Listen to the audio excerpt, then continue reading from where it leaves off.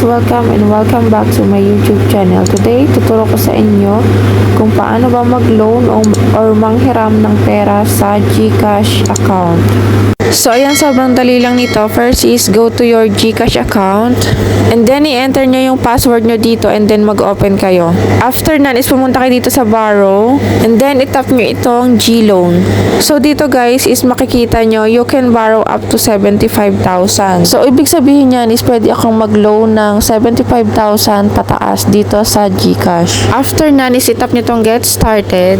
Then, mapupunta na kayo dito sa G-loan. So, dito is makikita nyo yung enter loan amount kung ilan ang gusto mong i-loan sa GCash. So, ako is 5,000 lang gusto kong i-loan. Then, dito naman sa step 2 is nandiyan yung select an installment plan. So, ayan guys, ang magiging hulog ko kada buwan ay 650.06 pesos. Sa loob yan ng 9 na buwan. Then, makikita nyo din pala dito sa baba is may 1.89% interest siya. After na, is punta na tayo dito sa step 3. Nandiyan yung select your loan purpose. Itap nyo yung arrow sa may gilid and then i-click nyo dyan yung dahilan kung bakit kayo nanghiram dito sa G-loan. So, ako is pipiliin ko yung emergency. Then dito guys sa summary is makikita nyo is may 3% processing fee siya. So yung 5,000 nyo na ni-loan is mababawasan pa yan ng 3%. Then next is itap nyo na tong get this loan. So dito nga pala guys is binago ko yung loan ko, ginawa kong 6,000. Kaya meron akong 5,820 na natira. So dito is makikita nyo yung principal account, nandiyan yung 6,000, meron siyang interest na 1.89%. Then yung processing fee na 180 pesos. Then ang duration niya is 9 months. Hulugan nyo siya ng 9 na buwan. Nandito rin yung payment due kada June 24, 2025 ang due date mo. After nan is itap nyo na itong continue.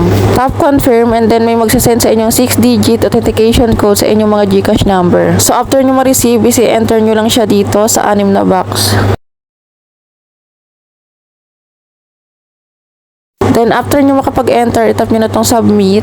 Tapos, ayan guys, makaka-receive na kayo nitong congrats, your loan application is successful. Then, ayan, makikita nyo pala dito, yung nakalagay dyan is your loan amount will be sent to your GCash account within 20 to 48 hours. You will receive a text or an email to confirm your transaction. So, ako is wala pang ilang oras or ilang minuto is na-receive ko na sa aking GCash account yung aking ni-loan. So, nakadepende ata kay GCash yun kung i-accept ka niya ng mabilis. So, ayun lang. Sana nakatulong sa inyo itong video na ito and kung may mga comment kayo, comment nyo sa baba, sasagutin ko. And don't forget to like, share, and subscribe para palagi kayong updated sa mga video tutorial na ina-upload ko.